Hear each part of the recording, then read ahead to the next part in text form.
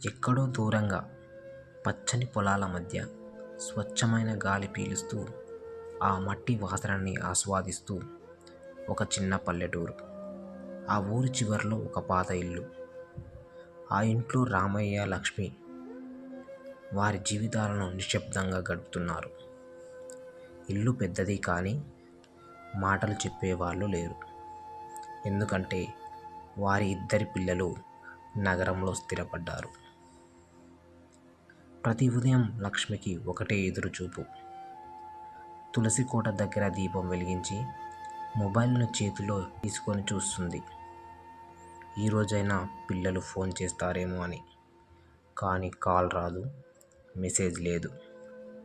అయినా వంట చేస్తూ పిల్లలు బిజీగా ఉండి ఉంటారులే, అలసిపోయి ఉంటారు అని తన మనసుకి తానే సర్ది చెప్పుకుంటుంది.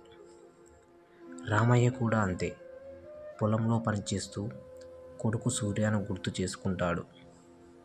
చిన్నప్పుడు వాడు వేలు పట్టుకొని స్కూల్కు నడిచిన జ్ఞాపకాలు ఆయన కళ్ళ ముందు మెదులుతుంటాయి. కానీ ఇప్పుడు అదే చేతిలో ఉన్న ఫోన్ని తండ్రికి కాల్ చేయడానికి మాత్రం ఆ కొడుక్కు తీరిక దొరకదు.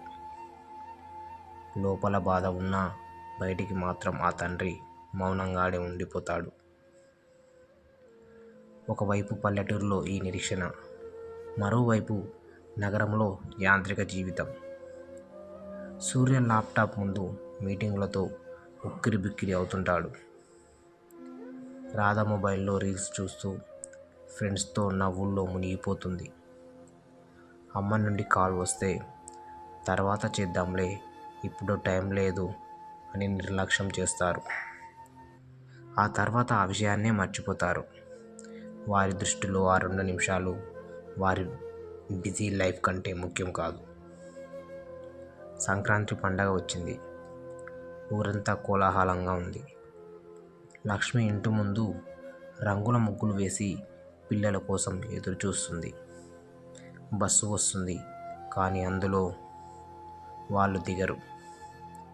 పండగ పూట కూడా ఆ ఇల్లు ఒంటరిగానే మిగిలిపోతుంది. లక్ష్మి కళ్ళల్లో నీళ్లు ఆ రంగుల్లో కలుస్తాయి. ఒక రాత్రి లక్ష్మికి తీవ్ర అనారోగ్యం. రామయ్య వణుకుతున్న చేతులతో పిల్లలకు కాల్ చేస్తాడు. కానీ అటువైపు నుండి సమాధానం లేదు. ఆ రాత్రి గ్రామ ఆసుపత్రిలో ఆ తల్లి ఒంటరిగా చావు బతుకుల మధ్య పోరాడుతుంది. మరుసటి రోజు ఉదయం అమ్మ సీరియస్ అన్న మెసేజ్ చూడగానే పిల్లల హృదయం ఆగినంత పని అవుతుంది. కంగారుగా ఊరికి పరుగు తీస్తారు. ఆసుపత్రి బెడ్పై ఉన్న తల్లిని చూసి పిల్లల కళ్ళల్లో కన్నీళ్లు ఆగవు. అప్పుడు లక్ష్మి మెల్లగా అంటుంది, పని ముఖ్యం నాయనా, కానీ తల్లిదండ్రులు ఒకసారి మాత్రమే ఉంటారు. రామయ్య మౌనంగానే నిల్చుంటాడు. కానీ ఆ మౌనం ఆ పిల్లల గుండెల్ని పిండేస్తుంది.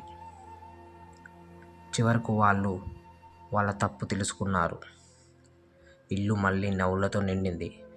కానీ అందరూ అంతా అదృష్టవంతులు కాకపోవచ్చు. మన కోసం తల్లిదండ్రులు తమ జీవితాన్నే త్యాగం చేస్తారు. కానీ మనం వారికి ఇచ్చేది కనీసం 2 నిమిషాల సమయం కూడా కాదా? ఆలోచించండి, ఆలస్యం చేయకండి. ఈ వీడియో చూడడం పూర్తవగానే మీ తల్లిదండ్రులకు ఒక కాల్ చేయండి.